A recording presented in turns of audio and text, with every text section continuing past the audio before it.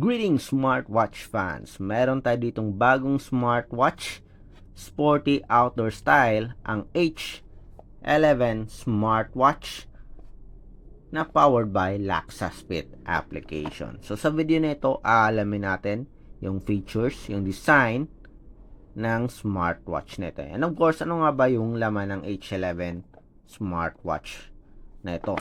Okay? O ano nga ba ang laman ng box na ito? So, titingnan natin, aalamin natin bawat isa, and of course, magfo-focus tayo doon sa features. Again, sa mga hindi pa nakasubscribe, subscribe na sa ating nag-iisang Smartwatch Pinoy TV. Okay? So, kung may mga tanungan kayo about sa smartwatch nito, drop lang ng comment sa baba. And, of course, i-like nyo rin yung video. Support our channel para continue pa rin yung pag-provide natin ng mga latest at affordable na smartwatch sa market. Okay, so kung may plano kayong bumili ng H11 smartwatch, panoorin nyo muna yung video nito. Okay? Alamin nyo muna kung ano nga ba yung mga loaded na features sa smartwatch nito. So, ito yung packaging ng H11 natin. Okay, may features tayo dito. Sa likod, may QR code tayo ng support app. Features din dito sa kabila. Okay lang naman yung box. Okay, simple lang. And yung nakuha natin is yung black color. Binuksan na natin to, chinek na natin. So, Laxaspit yung support app at meron siyang wireless charger. Okay? So, meron kasing Q11 na ganito din. Okay? Yun, kung hindi ako nagkakamali, Pogo pin magnetic charger. Ito, wireless charging to. Okay? So, ito yung contents ng box. May user manual tayo dito. Smartwatch na may naka-attach na yung strap. So, black yung color na pinili natin. And of course, your USB charger. Okay? Wireless charging method. Okay, magnetic. Magnetic ba to?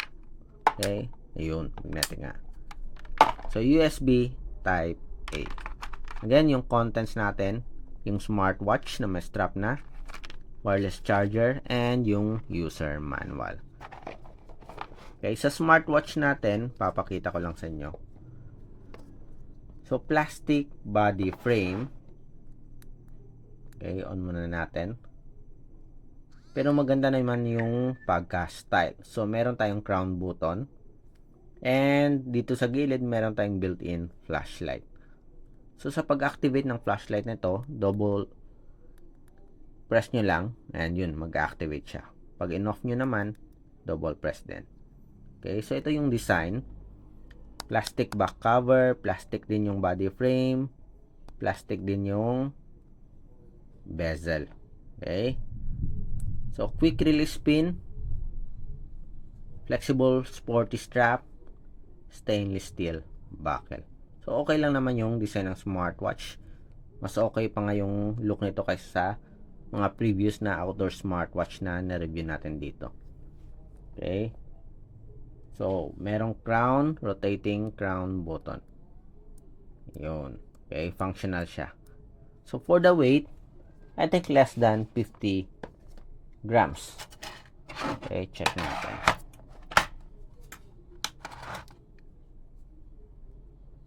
Zero. Okay. Tingnan natin. So, around 47.76. Kasama na yung strap.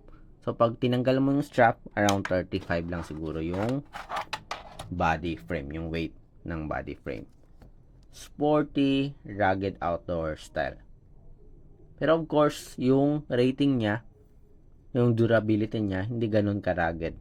O hindi ganun ka-outdoor. Unlike sa iba na merong military grade rating. Ito, IP68 lang. And merong durable body frame. For daily activities lang. Hindi yung pang outdoor sports talaga. Okay, again. Tingnan natin yung design. Built-in LED flashlight sa gilid. Rotating crown button. Sporty strap na may quick release pin, wireless charging, and that's it. Sporty, metallic, pero hindi metal metallic, black bezel or grayish bezel. Sa menus naman, okay, press nyo lang yung power button and ito na yung menu. Okay? So, palitan natin to. Tingnan natin. So, piliin natin yung list para alam natin kung ano yung mga list of menus or features. Ito, meron tayong sports functions. Okay. So, around, tingnan nga natin. Bilangin natin yung number of sports. 1, 2, 3, 4, 5, 6, 7, 8, 9, 10, 11, 12, 13, 14, 15, 16, 17, 18, 19, 20, 21, 22, 23, at least 23 sports functions meron tayo dito. Okay?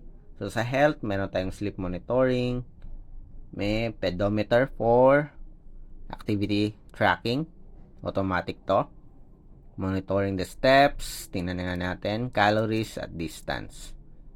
Okay, may heart rate monitoring, blood pressure, blood oxygen, may message monitoring or message notification I mean. May Bluetooth call din, may Bluetooth music, weather report, breathing guide, calculator, meron ding alarm, sedentary reminder, stopwatch, remote photo control, merong voice assistant, find phone, okay, merong games, car race, isa lang, merong torch, yan, flashlight, so pwede din activate through menu, pwede din dito sa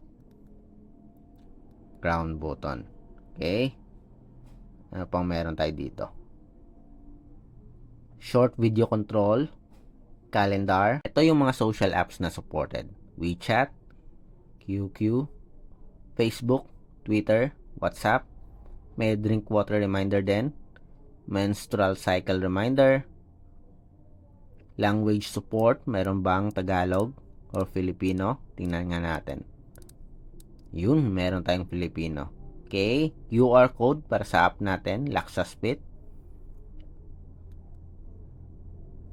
Then, yung menu view. Nakita na natin kanina. Okay, pakita ko lang ulit sa inyo. Okay, yun. So, pwede nyong palitan yung yung menu style. Okay? So, iba't ibang style meron tayo dito. At least 6 style meron tayo. List. Balik ulit tayo doon. Okay, meron tayong uric acid, additional health section natin o function, uric acid, blood sugar, at blood fat. Okay? So, ito yung iba't ibang features na included sa ating H11 smartwatch. So, kung may plano kayong bumili, ngayon alam nyo na.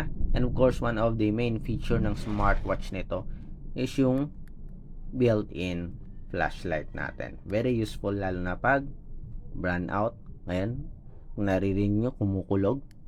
Baka mag-brown out na naman. Okay. Merong low pressure area. So, very useful to. Lalo na sa mga emergency cases. Okay. So, that's it sa ating review ng design at features ng ating H11 smartwatch. Outdoor style smartwatch na gumagamit ng Laxaspit support app. So, sa pag-install nito, papakita ko sa inyo sa susunod na mga video natin. So, sa mga hindi pa kayo subscribe, sa mga hindi pa subscriber, subscribe na sa ating nag-iisang smartwatch, Pinoy TV. Bye!